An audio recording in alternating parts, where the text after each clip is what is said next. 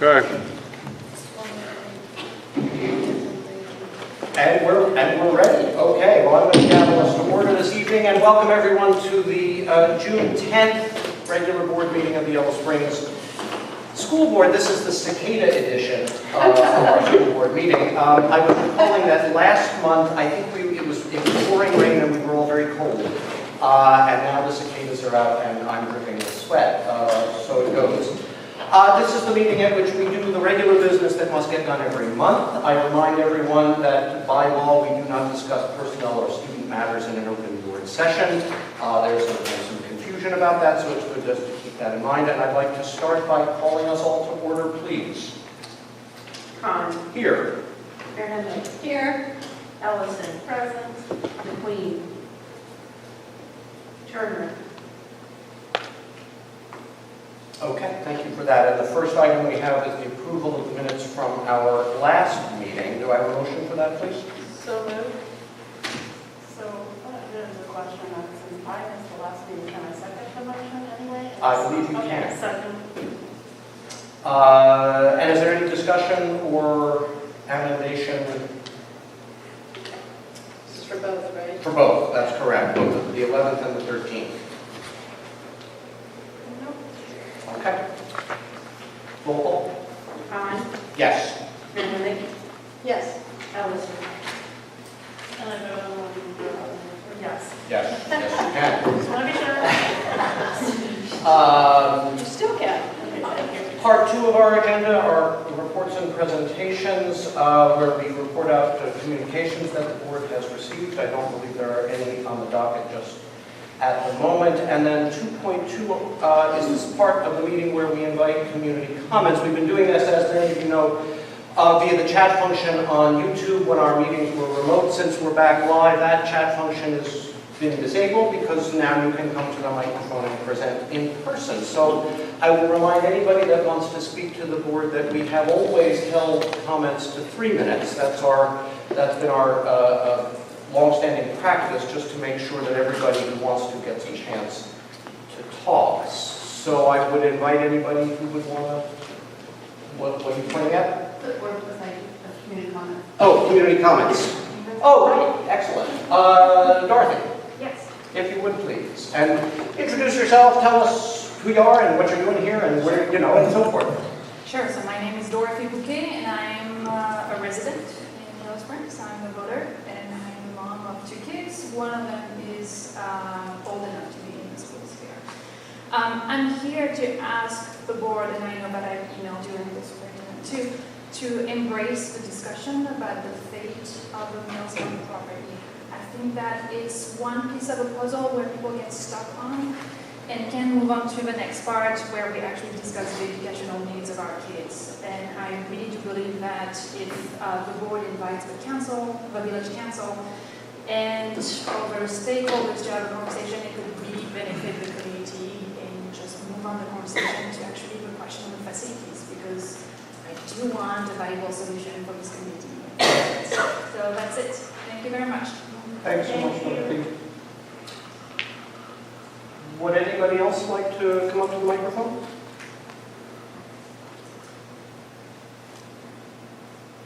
Seeing no rush to the center.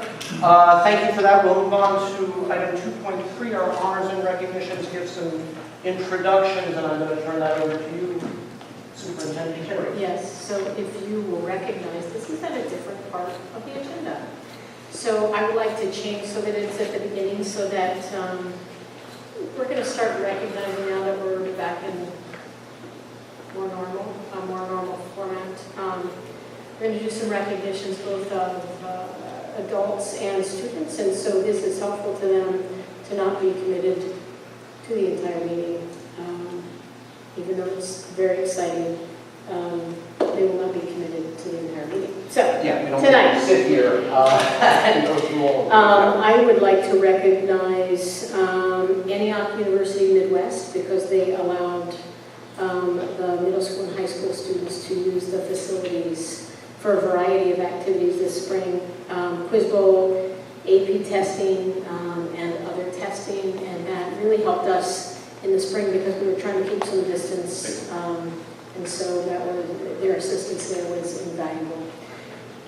Also, donations through the YSCF to the endowment fund from Carolyn Ray, and donations to the Outdoor Facilities Capital Campaign from the Southwest Ohio Track Club and Maureen and Scott Lighty. Some of these contributions were pretty substantial. So we are grateful to individual community members as well as the foundation for the public and financial support of Yellow Springs schools. We certainly could not do it without them. Yes, and thank you to all of those. The space at Midwest was really helpful, given that we were trying to space people out still, because that was still the recommendation. And yes, the generosity of people continues to humble us. We'll move on to our 2.4, the administrative reports for the evening. Yes, so I want to add that this person has been ill for the past few days, so she will not be present. Right. And Mr. Hatter is excused with approval for family vacation. Right. But his report is here, and Ms. Persons is as well. Right, so the two reports have been filed and will not be presented publicly this evening because, yes, our two principals couldn't be here with us. So thank you to both of them. And there is a video after Donna. Michelle, I think, actually has a video that would be great for everybody to see, but Donna can present first and then we'll see. Yeah, let's do that, and that's good. That's queued up already? Yep. Yeah, great, okay. So that leaves you as the person in the room, Donna, so thank you for your report. Okay, well, our summer program started this week, and we have academic programming for K through 12. There's reading and math for K through 8, and then there's a variety of different coursework being offered for high school credit for our high school students. But in addition to that, we also have summer enrichment programs, which include a tennis clinic by Josh Magra, music labs with Brian Mayer, art camp, sessions with Sarah Strong, and Yellow Springs Community Foundation nonprofit leadership camp. So there's a variety of different offerings this summer, and I have a rough estimate of the numbers. We had some kids still signing up when this was written, but we have approximately 100 students participating, with several of them in more than one of those programs. So I didn't get numbers for all of them, but I know at the last count we had 44 students enrolled in the tennis clinic, 69 in the art camp, and approximately 50 enrolled in the academic programming. So we had a good turnout, which is great. Great. Is that what you expected? We had a survey and they signed up with Google, and so Okay. that's why the numbers are approximate, because folks Yeah. signed up again. So we were able to see some of the numbers, but I think we were just surprised that, we weren't sure what was going to be the most popular. So I think at first the tennis was the winner, and then art kind of pulled it into first place. I'm not sure how it would end up in the end, but it was good turnout. Yeah, So, that's great. yeah. And then And these are just our kids from the district. Yeah. These are just our students in the district, so there's a variety of different programming going on. It's all happening, a few online things, but all the sessions in the K through 8 is happening academic at the high school. So, and then there's a lot of programming going on for staff this summer as well. It's a busy summer. The non-teaching classified staff participated in diversity training. We had diversity training earlier for teacher certified staff, so we offered that again on the 7th, and I believe it was going to be 7th and 8th, but it ended up being the 7th and 9th this past week. It was 7th and 8th. Yeah, was it 7th and 8th? I kept seeing different numbers, so I wasn't sure. And that was by the National Conference for Community and Justice for your Dayton. They presented that. We also have a team of 12 teachers who are going to be working with a consultant from Montgomery County ESC on standards mapping for curriculum, students and standards alignment.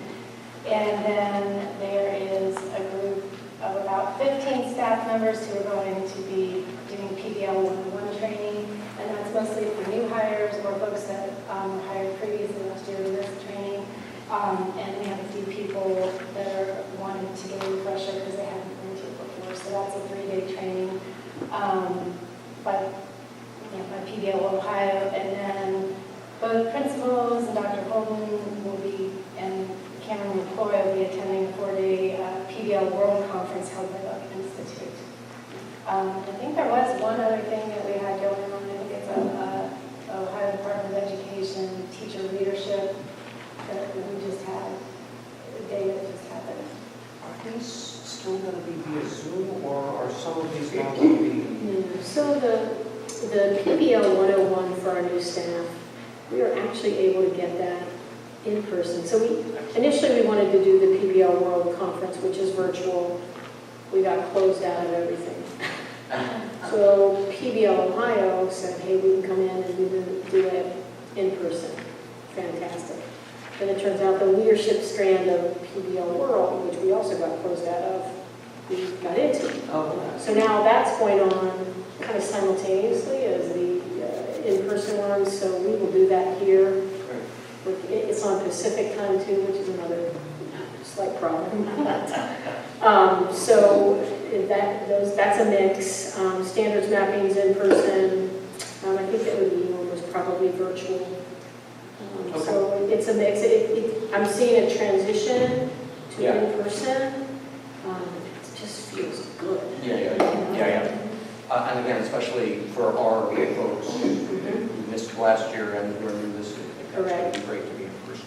So I just participated in the NCCJ workshop this past week, and one of my high school graduates, of course, is one of the outreach and program coordinators, like Milton. So he was here doing it with, and his parents and mother was here, and Yale Springs, and she was part of that too, so that was fun. Wonderful. It's the goal to get that training for the board. Terrific. Well, I should mention all these opportunities when we possibly can do our federal grants. Great. To supplement these programs.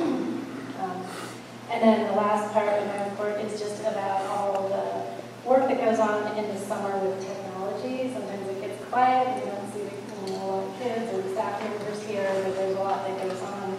Thomas does a Wave lot. to the camera, Thomas. Yeah. He organized the Chromebook turn-in days, which went really smooth, helped in both buildings, and he was really impressed with our students because we had the lowest breakage. Well, things happen with hearing devices. Things happen, especially kids, and we really, for the several years, this was the lowest breakage rate, which is very nice. But he'll be servicing all those devices and reissuing them in August. And then other things that are going on in the summer will be some work Rebecca will be doing to update our switches, and they're providing a managed system for our service. And this was something that we got through our E-rate program, so we got a 60% discount. That is going to help us increase the network reliability and our capacity in our program. Technology for greater capacity. Then also we're phasing out the use of regular projectors to begin installing interactive whiteboard systems. Most school districts have transitioned over their computers. They replace, overhead or document camera, and they're interactive so that students can do things very mobile. So you can use one device to replace a variety of devices. So we're going to have 8 of those installed by the beginning of the school year, and then eventually, as we said about projectors, we'll end up having those across the district. So one of those will be in the boardroom Or the boardroom. to replace the pull-down screen. That's right. Yeah, right. That's right. As long as I don't have to figure out how to use it, that's fantastic. Questions? Any other questions for Donald? Thank you so much for that report. And we will move on to item 3, which over the last several months has always been the part of the agenda I'm most nervous about. But Can we hang on? Oh, I'm sorry, the video. Yeah. You will want to see this. Yeah, no, absolutely. I'd forgotten about that. There's actually 2 from that one. Okay. 2 videos. My apologies.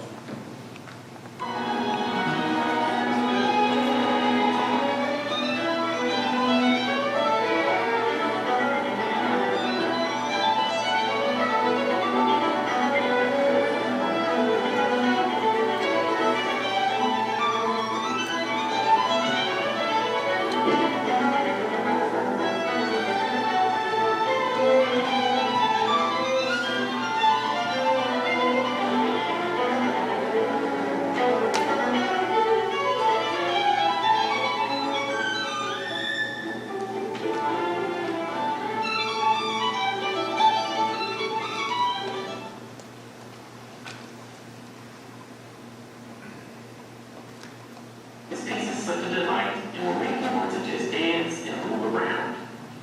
When I listen to this, it makes me feel really happy, and so I will create movement that makes me feel that way. Are you ready? Here we go.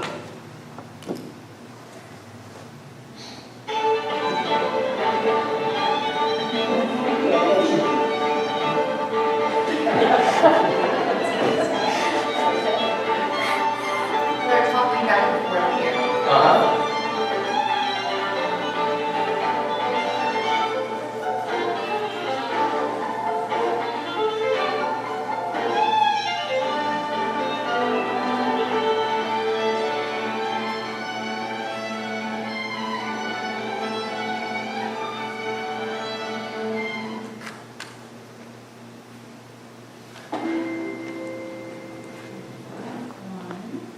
This was with the Sphinx Virtuoso Right. program, outreach program. In the Chamber of Music, Yellow Yeah. Springs. Yeah. Yep.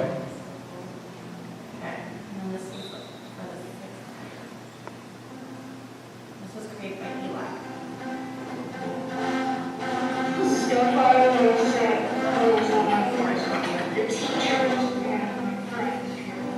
Something that always stood out when I was on student is that I miss the teachers and my friends here. Since some people went to different middle school than I did. Something I will miss about being from on is the teachers. The teachers and the school hasn't been here since kindergarten. Something I miss about middle school are the teachers and their classmates. Something that I miss about middle school is the teachers and the building. The teachers, just kind of fear themselves, so yeah, miss the teachers. The teachers. Something that I really miss about this one is all of the teachers, they're all with my teachers, the teachers on the top of the groups, all the students and classmates, because some of them will definitely going away to different middle schools than I am. And some of them are faces. As in knowing my way around the building.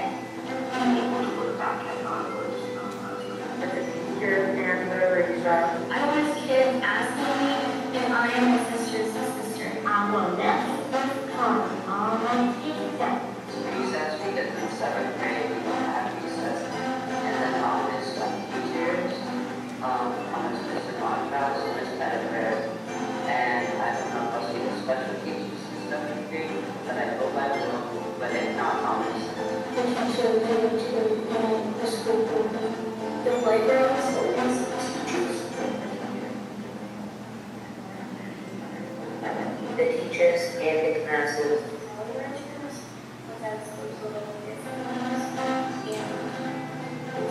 The teachers and students that have been here for past years and the relationships that students have built with those teachers and students. I walk down the hall and see if I see like a teacher, can I know? Yeah. I kind of like him, and I like teachers. Friends, my intentions are at this group, and Forest Rock Fridays. Is to learn those great ones in my old teachers, because when I walk through the hallways, I get to see them, and I should just say hi. Teachers, recess, and my special teachers. Something I miss about middle school is how nice the teachers are. I loved it when going through the hallway, it was raining, but it made it feel extremely loud. I'm just gonna miss being here. Yeah.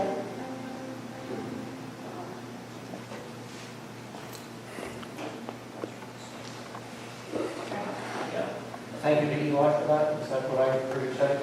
Yeah. Thank you, Eli. That was great. I guess they like their teachers. I guess they That's sort of scary to think about going to seventh grade. Okay, now I'm going to turn this over to our treasurer for the treasurer's report. Okay, this report is as of May 31st, 2021, and I'm not going to go into a lot of detail here or scroll through the report, but basically just I want to talk a little bit about the fiscal year so far. When we started the fiscal year, it seemed pretty dismal. And, just kept, looking at the projections and the actuals and, keeping track of that trend. And eventually it turned around and it started looking a lot more positive. In May, it looks more positive than April did. So we are actually $675,000 under budget in the expenses. And then on the revenue, we were basically at 500,000 over, and I adjusted the projections for the final forecast last month for that. So overall, we started the beginning of the year in the general fund with a little over $5 million. And if we don't really have any significant expenses coming out of the general fund this month, it's very possible that we will end the year with more than what we started with. Wow. Yeah, She looked at me when she said, if we don't have any more. Right. Yes, I mean, as you know, there were months over this last 12-month period where I almost didn't let you give the financial report. It was so scary. Well, if that revenue hadn't been ticked up, Right. it would have been a very different story. Yeah. But also, I guess I will say again, thank you, both of you, for the way in which you've managed expenses and kept a really tight rein on the finances here. I mean, that's important all the time, but over these last 15 or 16 months, it's really remarkable. Yeah. And again, for those who want to dig deep into these numbers, they're available, as always, on the website publicly. Tammy does a splendid job also of taking all of these numbers and turning them into really readable graphs, if that's useful to you. Is there anything else you want to add to that before we get to the consent calendar? Questions about it all? Happy news. Great news. Happy news. Okay, so then we'll go to item 4, and that's the financial portion of the consent calendar. It's items 4.1 to 4.3. A motion, please. Second. Okay. Go ahead and take us through these items. The first item are just some cleanup for the appropriation changes, mostly federal funds. Number 2 is temporary appropriations for the next fiscal year, which we need to have in place so we can begin spending on July 1 until we adopt the permanent appropriations. And then the certificate of availability is for Branch New Mines, and that's in the amount of $20,120.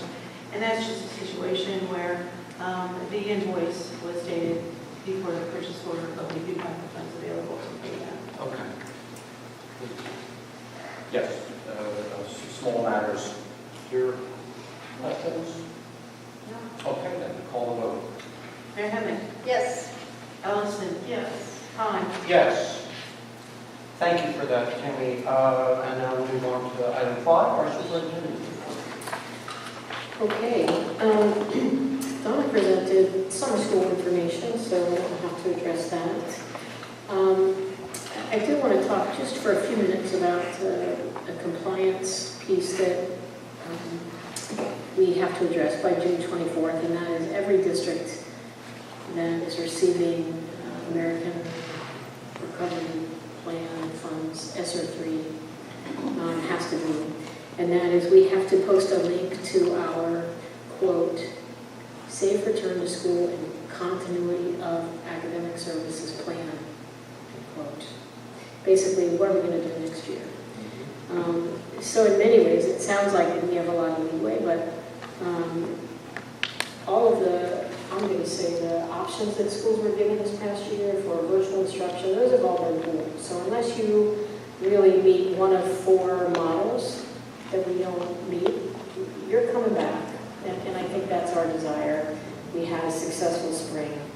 But this plan has to include, how are we still going to continue to attend to health and safety concerns? And then how are we going to provide a seamless instructional program, academic program, to support kids should there be academic gaps? And then how are we going to meet the social, emotional, mental health needs of students and staff? So I have a draft plan.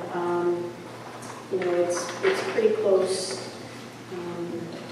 I think what I'm going to ask the board, or tell the board, hopefully that we will be doing, is I will be able to send a link, and then I will ask for just public comment. We'll post it on our website, and public comment during the month of July. And then we have pre-identified dates. We have to review it at least every 6 months. So we have, I think there are 3 dates. I correlated them to be around the end of the quarter to review again, and the public can provide input. So again, it is a compliance piece, but it is nice to kind of sit back and say, here's the entire plan. So I'll bring that to you. Know that I will post the link in June, on June 24th, but I'll bring you the plan. So could you just clarify, we have a June 24th deadline, and this is for the federal government, because that's right. Correct. So does that mean the board needs to approve this? I don't think it has to be approved. Okay. There's nothing that I've seen that it has to be approved. Okay. I want to bring it to the board for final discussion. It will be in place. We will meet our deadline. So it's like the other plans last year. Some had to be approved, some didn't. If you remember in the spring, I brought to you all of our ESSER expenditures. While they didn't require official board approval, it was the thinking that just take it to your board so everybody's on the same page. So I will do that in July. I just want you to know it's coming. And then we will get public input on it. And this plan is with hopes that it would be continued and maintained, but should the State Department of Health or the Right. County Department of Right. Health So really, interject? correct. So the plan, the first part, you have to address health and safety guidelines. And so there are 5 areas, I think 5 or 6 areas. So in this plan, there'll be a link to our, I think what Steph, the name is our plan for healthy and safe fearless thinkers, right? Universal and correct wearing of masks. And this is all prefaced by CDC guidelines. Hand washing and respiratory etiquette. That is a phrase, by the way. Right. Clean facilities, ventilation, contact tracing, diagnostic screening and testing, and then vaccination efforts. So these are all things we're very familiar with. We had a plan for them last year. So that there will be a link in this plan just for that. The bulk of this plan is really about academics. How are we getting back to, in my words, real school? How are we supporting our students academically? How are we supporting our students and staff kind of with all of the emotion and mental health concerns that no doubt have cropped up in the past 14 months?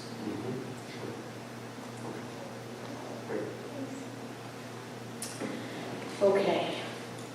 Next, I would like to give you an update on our outdoor facilities. Yay. So you've seen in my update pictures, but here's a video. Yeah.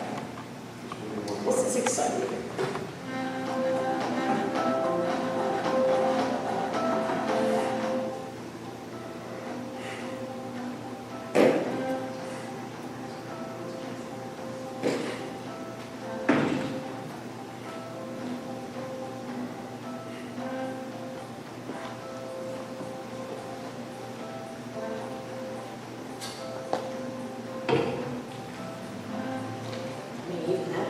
Yeah, I know.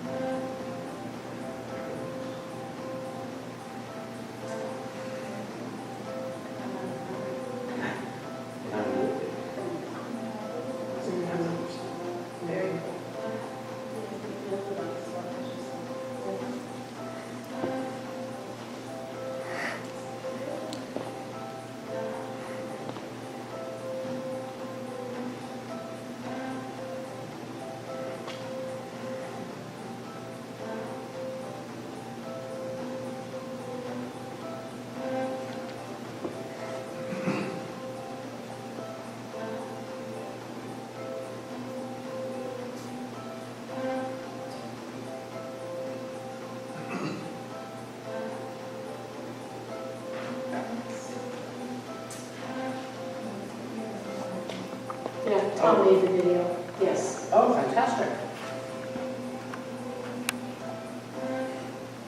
Nice. Yeah, so, And it rains.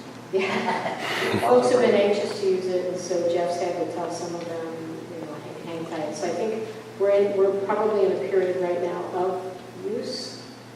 That will kind of, we'll need to close it again, because we still have to do some asphalt around the edge, and the reason for that is we're going to put up a new fence, and so we need some buffer for the mower.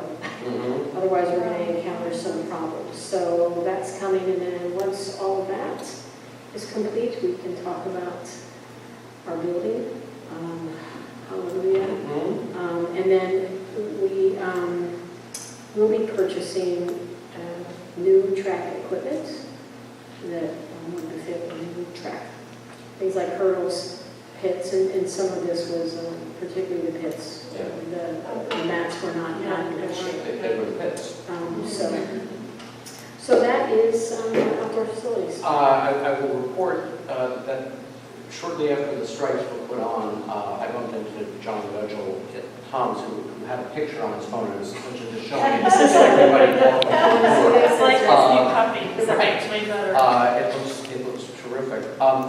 Can I ask if the field, we're expecting that it will be ready for the soccer teams? Yes. Yes, which Yes. is also, the track is what looks really new and different, Yes. but it's also going to be a better field for the soccer teams in the fall, because we're expecting they'll be able to play again, et cetera, et cetera. Correct. Yep, great. Wonderful. That is the plan. That is the plan. Great. That is terrific. Yes, to have our own fans and our Yeah, own right, site. exactly. People Yes. together. Okay. I would like, the last part of my update is a discussion of our master facilities plan. Not so much a discussion of the plan, although I am going to open with that, but really about the financing behind the plan. So it's important that we all have a discussion and kind of understand what our options are. So Tammy and I are going to tag team this. I gave you a document that was a one-pager. I did not print it out for you today, maybe Steph did, but you got it in an email. It's things that you already know. As part of our planning process, the end result, the board-approved plan, was a new K-12 at the current middle school, high school site. That cost is $35.5 million, and that facility would be just over 108,000 square feet. That plan, should we proceed, could be, or not could be, is eligible for the OFCC Expedited Global Partnership Program, the ELP program, and we would receive a 26% credit at some point in the future, should we go to the ballot and pass the whole issue. So what's included in that, and again, this was in the documentation you had in May, but basically enough space to do the program of requirements that we have now, and I've spelled those out in terms of general ed classrooms and science classrooms and special ed classrooms, etc. It would include a cafeteria with a stage, media center, high school gym, a 9,300 square foot high school gym, which is a regulation gym, because I'm not sure most people are aware our current high school gym is not regulation. That would come with something that I think they call air conditioning. So, and then also required safety elements, so kind of a radio response system, storm shelter, which is very important. And then allowances for safety improvements to the site as needed. So, with any building project, the district can enter into kind of locally funded initiatives where we might say, okay, we want more than this. Sometimes that's energy efficient pieces like what I have noted here, geothermal or net zero. It might be an additional gym, might be a black box theater. So we will not be doing any LFIs. As we look at this program of requirements and talking to Todd Thackeray from SHP, who sends his apologies for not being here, but he had his first grandchild. So depending upon how we approach our program of requirements, we could have room for a cafeteria black box theater combination, or we could have room for an elementary gym. It's really, kind of those things that we determine are important to us. And the building would be situated for net zero and geothermal should future funding warrant that. And I say this because I think it's important to know that it's our commitment that if the project is $35.5 million, the project is $35.5 million. So that's the facility plan. None of this should be new. These are things we've discussed all along in the process and discussed in May. But I say this as a lead-in to Tammy's discussion, along with Becky Prince-Horn, who's here from Bricker, and Jacob, I apologize, Jacob, I forgot your last name. That's all right, McDonald. Jacob McDonald from RBC. So, there's a variety of different ways that we can fund this project. And there are quite a few loopholes, I don't want to say loopholes, but hoops that we need to go through. And I'm going to turn it over to Becky Prince-Horn first, and she's going to go through the legal aspect of what we can and cannot do.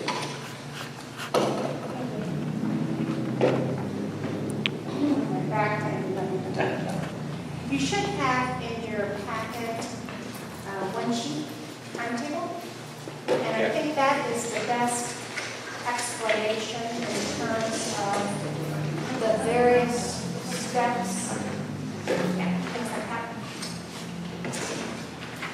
that this board will need to take to put the financing question on the ballot.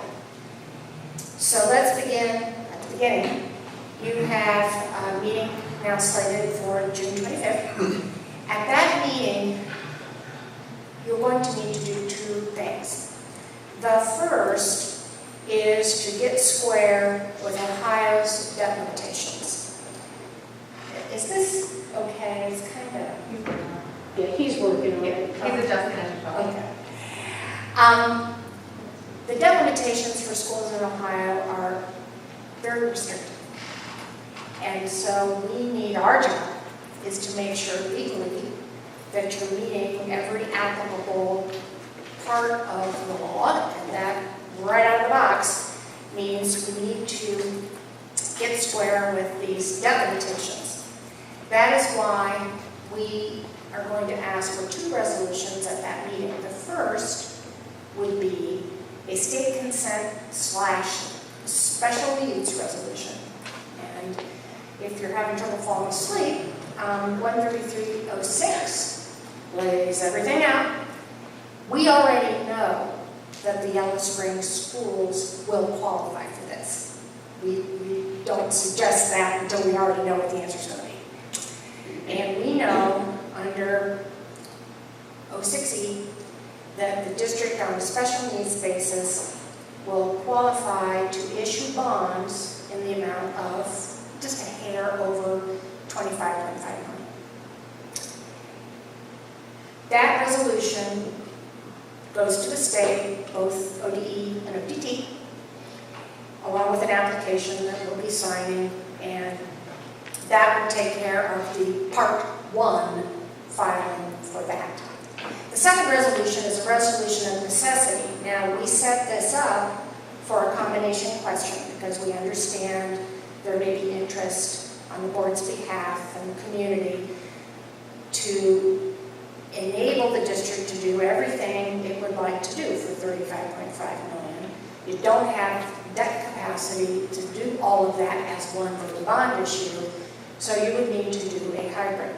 That could take the form of an income tax, that could take the form of a levy, We understand from prior discussions the income tax seemed to be favored, so I just set this up to hit the deadlines applicable for that kind of a combination question.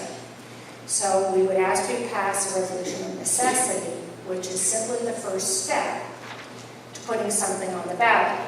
That resolution of necessity, as you can see, goes to both your county auditor, Greene County as your dominant county for property tax purposes, and to the Ohio Department of Taxation. They certify back their respective information, as you can see there.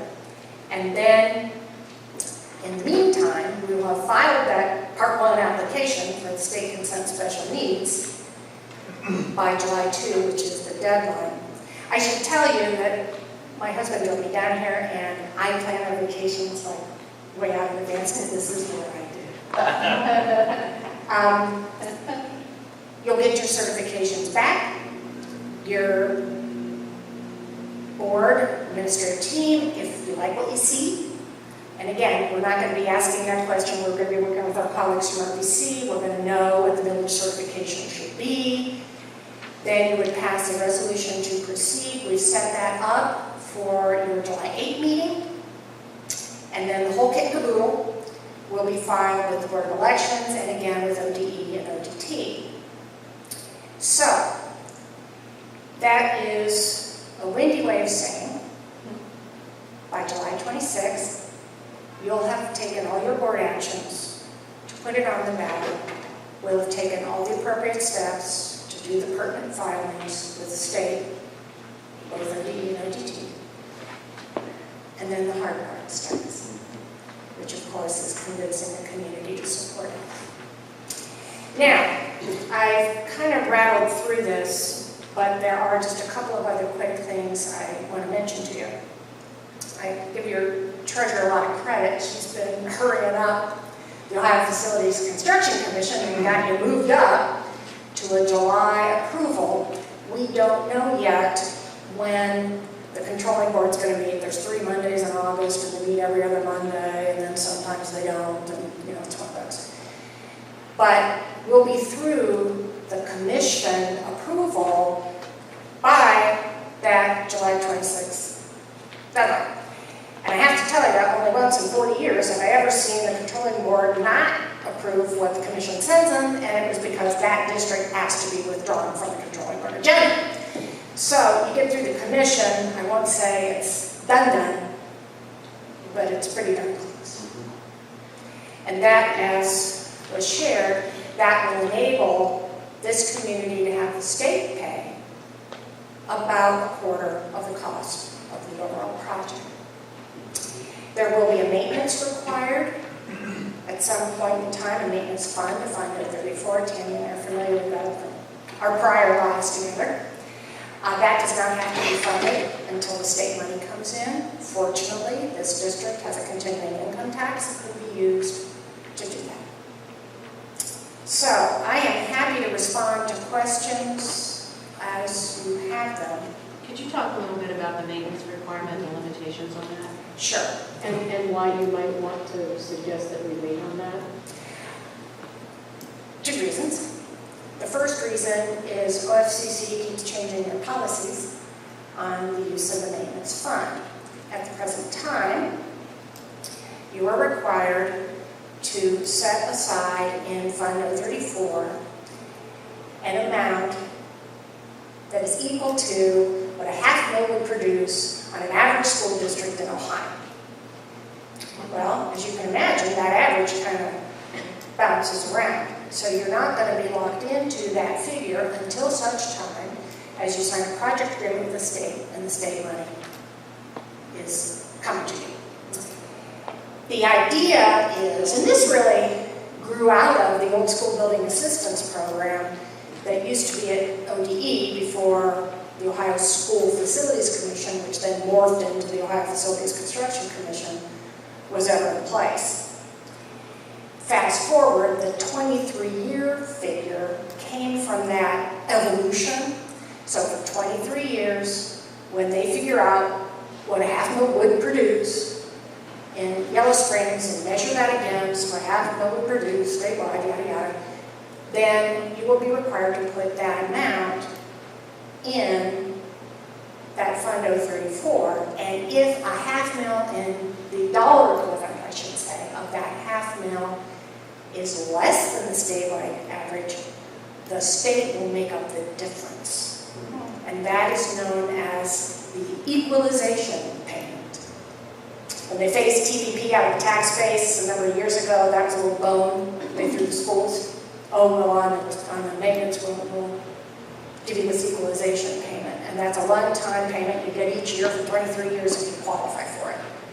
The kicker with that is you have to fund it from a voted source to qualify.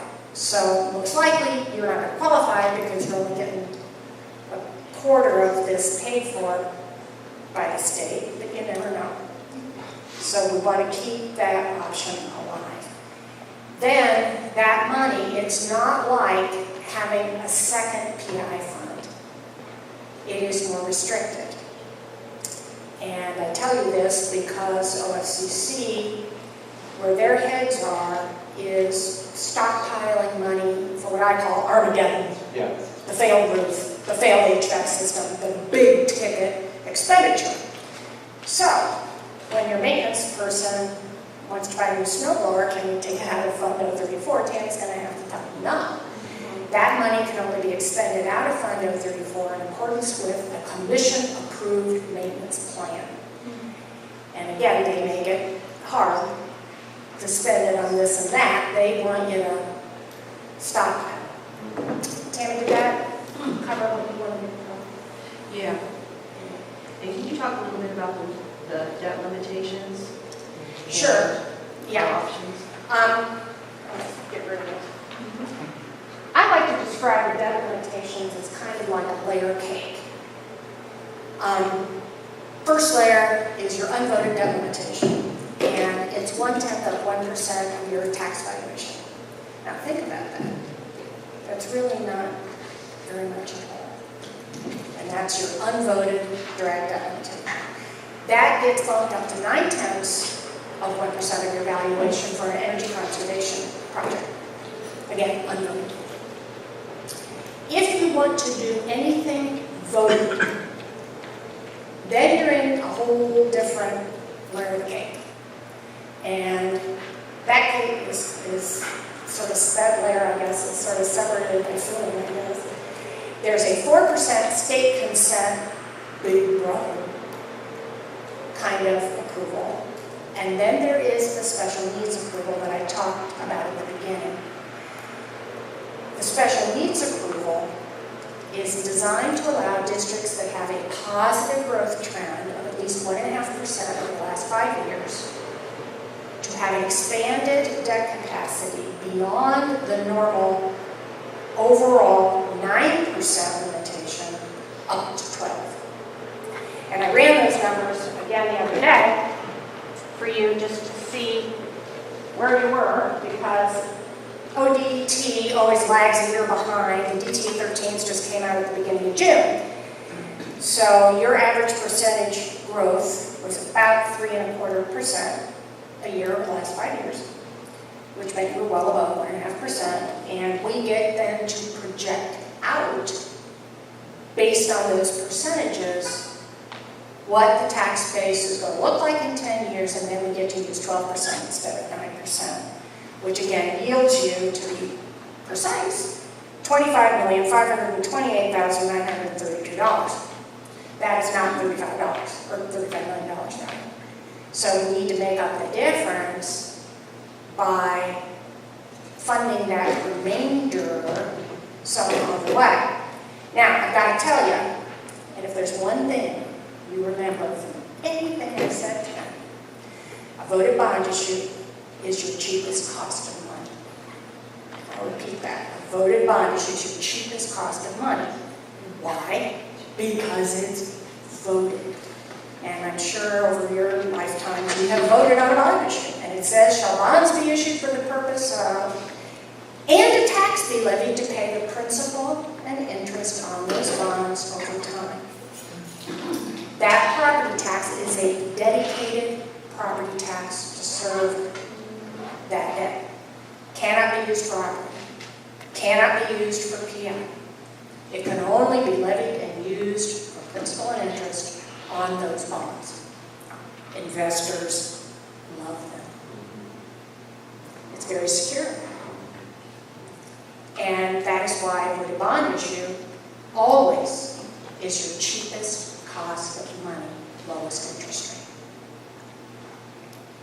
So keep that top of mind, because if I were sitting on your side of the table, I'd be thinking, I want to maximize the amount of bond issue I can do, rounded to the nearest 5,000. Because to do anything else, while still good, and still certainly sellable, and you're going to get a good rating, you're in a strong part of Ohio, that's all going to be fine. But the interest rate on those is going to be a little higher. Because they're not as secure. They're secure, but not as secure as a voted bond issue. A voted bond issue is the best. Is that what you want me to say? Yeah, that's really. Yeah, I didn't mean to layer it on too much, but the debt limitations for schools really are very restrictive. An Ohio township can borrow more money on an unvoted basis than an Ohio school district. Yeah. It's true. I will refrain from editorializing. So So if I can just translate this into a punchline, if I'm understanding you correctly, so please correct me if I don't. With a project that has been estimated to cost $35 million, 35 point, well, essentially $6 million, we could not raise that money solely on the property tax because our debt limitation would not permit us to do that. So whatever it is we put on the ballot will be a hybrid of an income tax and a property tax, because that's the only way we can get to that 35.6 figure. Am I correct? Close. Did I get it right? Close. No, I didn't get it right. you could also do a bond issue combined with a levy, but I think you'll find for this district, because you have a good track record with the income tax you have in place already, that is probably going to be more cost effective for your taxpayers.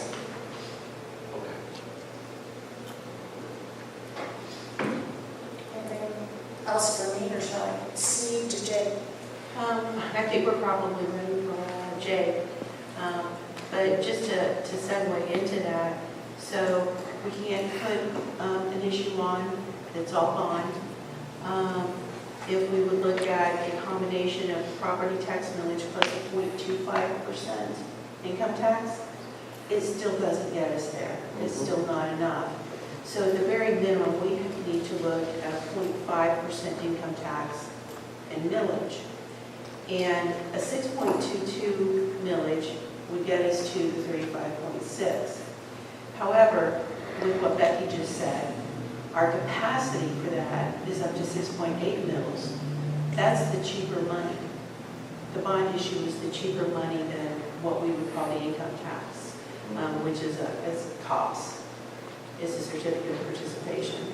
So the guidance that I need is on this property tax millage, we can go as low as 6.22, or we can go as high as 6.8.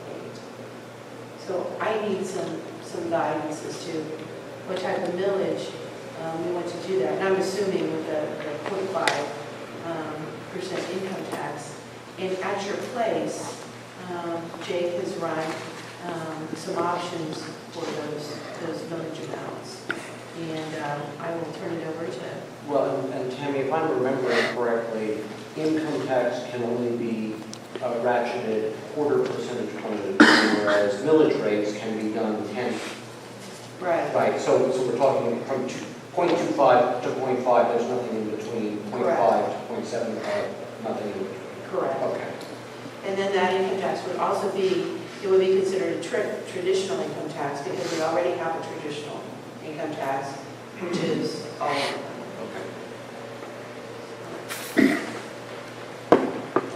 Good evening, all. How are we doing? Do you all have this sheet by any chance? Yes. So you have it printed out? Okay, good. It's very handy to refer to and refer to that often. So Becky did a great job, as she mentioned. I think the most important thing to remember is that we have, let's say, a $35.5 million project, right? And the maximum we can issue due to state of Ohio laws, even participating in special needs, is about $25.5 million. So the question is, how do we bridge that gap?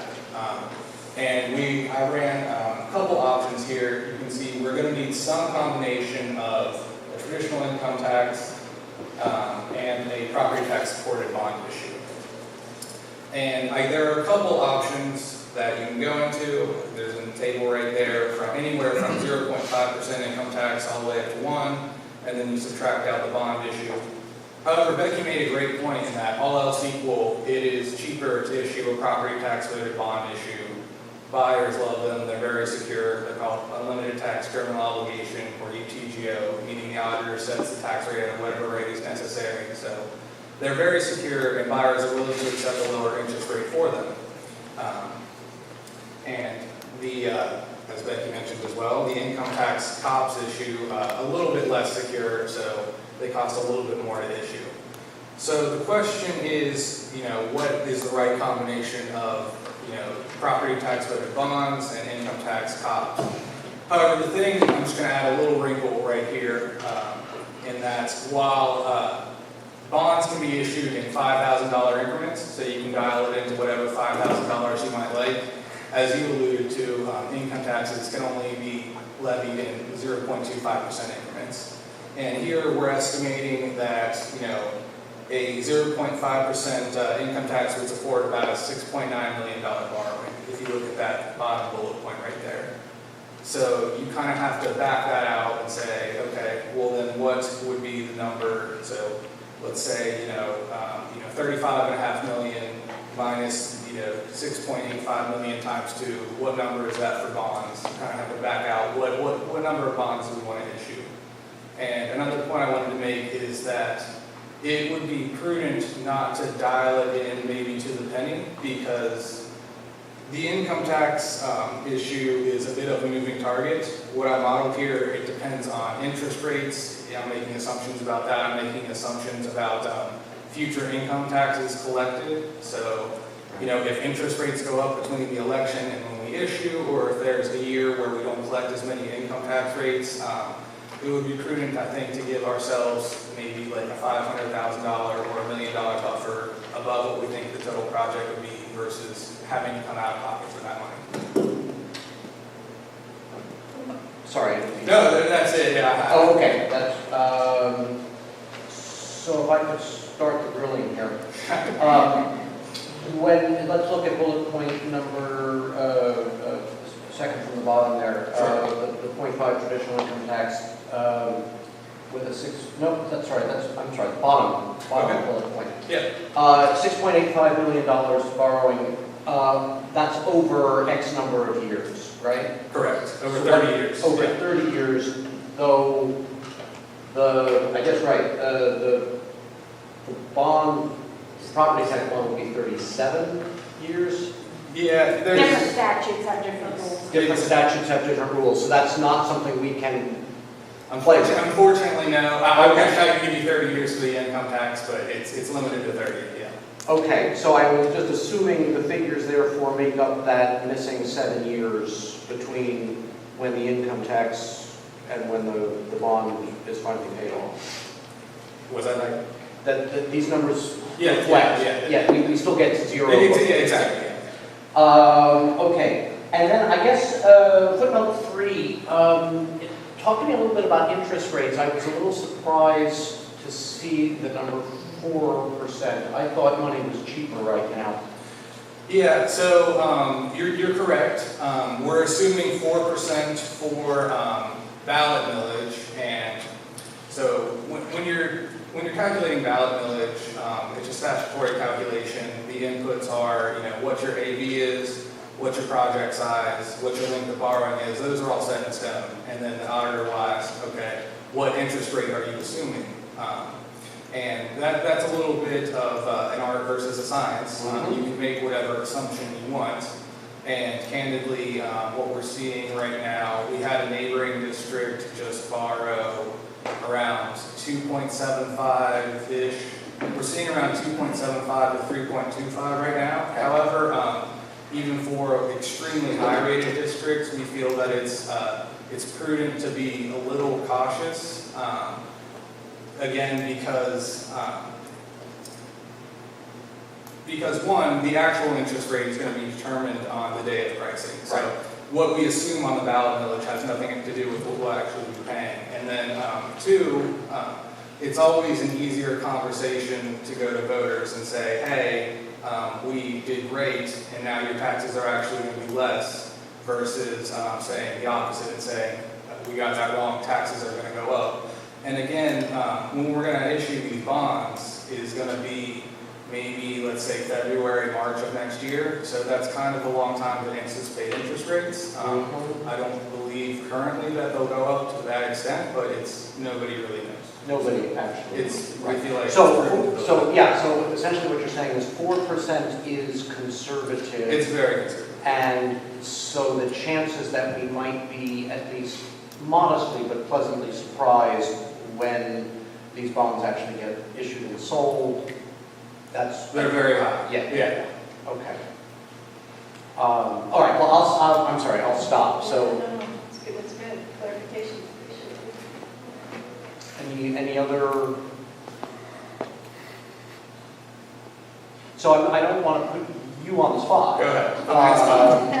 But we are essentially we need to give some guidance to our treasurer and our superintendent about exactly how to balance out an income tax and a property tax. How's the best way to, in your opinion, how's the best way to come to that balance? Help us have that conversation.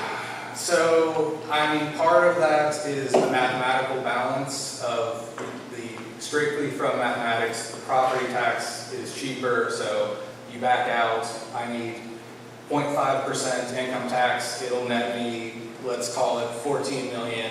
So I take my 13.5 million minus the 14, that's what we issue in bonds. We maximize the bonds. However, there's a little bit of a qualitative aspect, a community aspect of some people feel that income taxes are more fair, they spread the tax burden more evenly because the people actually making money are paying versus property taxes, people who are retired or people who are in other situations might be bearing that burden. So I guess there's kind of two things that you have to think about when balancing that. I will see, do you have anything that... It's a beauty before age. What I said earlier, I think is really true. I would max out what I could do as a voter bond issue because that's the best deal for my taxpayers. Okay. On the income tax side, you would be issuing fixed rate debt backed by an elastic tax. Yep. That's Public Finance 101. And I would minimize the amount because you have, just in this last year, Sure. we were up, down, and sideways. And you've had a good track record with your income tax. Never bet the ranch on income tax. Okay. That's really, really useful, and I appreciate both of you for clarifying that.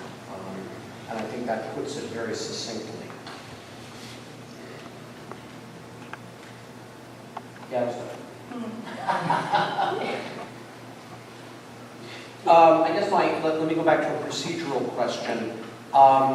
When we, on June 25th, passed the resolution of necessity, do we need to have come to this formula yet, or do we have until Yes. July 8th? No, because as you might see there on your chart, your timetable, that resolution of necessity has to go to the county auditor and the Department of Taxation for their certifications to come back. So we have 10 days to make this decision. Yeah, No, 2 weeks. 2 weeks. 2 weeks. 2 weeks from, From tomorrow. yes. Good morning, at 8 a.m. Correct. Okay. Outstanding. And you're maybe perhaps more refining conversations you've already had, but the choice is yours. Yeah. Okay. Yeah. Well, I want to throw something out here.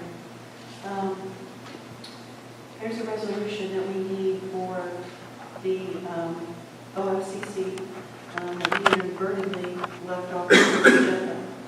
So, we will be able to have a special board meeting next week, adopt that resolution, and have some further discussion, so that you guys don't have to, after just hearing it tonight, you guys don't have to make a snap decision. Give you a little bit of time to think about it. I think that's a good idea, but I would hesitate, especially to speak for colleagues who aren't here right now. I think that makes sense. We're allowed to have 2 such special meetings in a month? We are, okay. Well, the comments actually not being here, kind of speaks for that. Yeah, Yeah. and she's very kind. It was my inadvertent omission. And Yeah. if you remember, Board President, we were trying to get the document electronically. Yep. So, it didn't do that. So my apologies. No, that's fine. But in the end, this might work better in Yes. our favor. So I know it's additional time.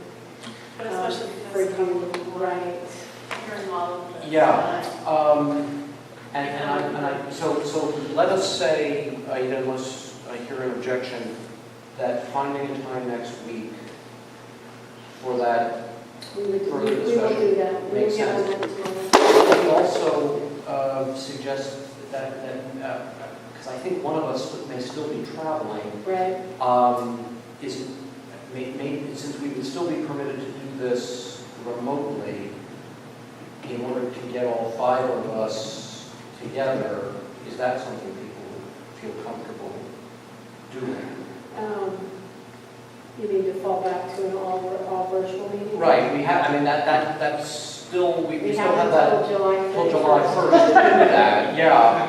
No, I mean, look, people are on vacation in the summertime, people have other commitments, Well, and we know how to do that. It is a very important discussion that we're Yep. having. So I apologize.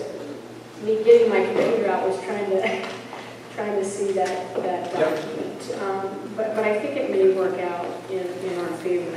And so the discussion from Becky and Jacob, I think, kind of laid the foundation really for us to start understanding things. And Tammy and I have talked extensively about this, and so it's this balance. Mhm. You know, it's a lot of money to begin with, we all know that, but how do we make it, kind of, I'm going to use the word palatable, but that's not really the word. I guess we're wrestling with the fact that we can go up to 6.8 mils for the debt capacity for bonds, and it's the cheaper money. But, is that really what, we all want to do? Is that what we should do? So we've been wrestling with that. No, absolutely, and I will just, I would like some more time myself, just to chew on these numbers and talk about it. I really would like the other 2 colleagues here to have a voice in that discussion as well. So I am leaning towards trying to get together next week. How about if we try for early next week so that we can, we'll work that out. Yeah. Try virtual and next week, and then, because I don't want to, because this is an OFCC resolution, I want to make sure that we attend to that in an expedited way. No, I mean, the timeline here Yeah. is, thank you for that. But yes, the clock is ticking and therefore, Correct. right, yes. And I appreciate Becky and Jacob laying out for the public to hear really the restrictions districts have in really raising money. And so it's all very complicated, but I appreciate their being here tonight and their explanation. Absolutely. Well, these are pieces of the whole thing that we've known about, but this is more like detail and nuance and, breakdown of some of the legal background of it and the whole, which is your cheaper money part and not just which are your options, and it's all helpful and I want everyone to be able to think about that. Yep, absolutely. So we will charge you with setting up a discussion about this next week? Okay, very good. Is there anything else on this topic that you'd like us to chew on right now? I think that's enough. Good. Away. Just gonna pass the thumbs out now. All right, so that now concludes your reports and updates, sir? Yes, it does. Okay, so then we'll move on to the administrative report of our consent calendar. Thank you. It's going to just get more and more exciting if you want to stick around. And this is item 6. It's item 6.1 to 6.3. A motion, please. So moved. I'm sorry, 6.1 to 6.2. I apologize. Yes, 6.2. Okay. It's very short. Yes, go for it. The first is our Thank you. Thank you. The first is our contract with Rebecca, and this gives us our, and it is attached, gives us our student information software, our IEP Anywhere program, etc. It's typical that every year financial, can't forget that. And then board approval of our food service contract for next year, and I do see the nutrition group here tonight. Oh, Okay. we didn't recognize you. Yeah. Thank you. Thank you. So it's been a rough year for food service. So Jeff, they work very closely, Jessica works very closely with Jeff. So we're working on ways to kind of get back to what I'm going to call more productive food service with kids buying lunch every day. I mean, although I say that, you know, the USDA has made lunch free, correct me if I'm wrong, for next year as well. So, you know, that always impacts crazy financials. But anyway, so we appreciate you being here. So that is 6.2, and that contract is attached as well. Great. Yeah, I think in my time on board, I think what I have concluded is that school lunch may be the single most complicated issue that districts have to deal with. It's pretty complicated, but that's pretty wise. So thank you all.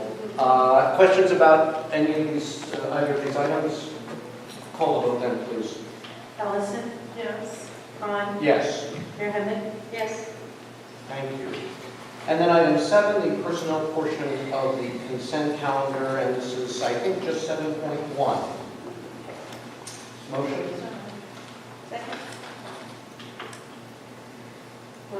Board, I ask that you approve Schedule A, resignations, retirements, Schedule B, certificated employment, Schedule C, support staff, Schedule E, extracurricular and supplemental, and Schedule H, FMLA as presented. Good. Sounds good to me. That's pretty Vote, clear. please. Ron, Yes. Mayor Henry. Yes. Ellison. Yes. Great. So that concludes the items that need to be voted on. We have one item left on our agenda, and that's our board communications. We don't have our GCCC representative with us here tonight, so I'll go straight to any other board member items. Can I just make a comment? Sure. The Capital Conference in November is returning to in-person Oh, okay. this I year. wondered when I sent that survey out. Yeah, so just wanted to make you aware of that, and, you know, just keep that in the back of your mind, because I'll be in the pool for the Yeah. hotel rooms. Great. Thank you. Anything else? Well, I guess just, we got this notice about the Home Inc. Virtual cost of poverty experience, which is an incredible thing to participate in, and everybody's welcome to participate. There's a link. I'm sure if you go to the Home Inc. site, you can get it, or it's yshome.org/VCOPE to register by the Home Inc. website. And then that very night, that's the cost of poverty experience goes from 5 to 6:30. And that very night, from 5:30 to 7, is a meet and greet for John Gogel, who is leaving as the village mediation coordinator. Thank him and appreciate him for that he offers to the community as well. And so the community is can I just congratulate our athletes who went to states. We got a second place, Oh, wow. right? She 3,200 meters, second place winner, and she's just going into her junior year, right? She is a phenom. Wow. Wow, wow, wow. She is a phenom. So that's very exciting. Wonderful. Yeah. I think that was in Jen's report. Yeah. I just want to say it out loud. Okay. Is that a motion to adjourn? Second? Call the roll. Yes? Allison? Yes. Con? Yes. And thank you all very much. That will conclude our meeting for the evening. And that we're going to try and get her in July. Oh, is that right? Yeah.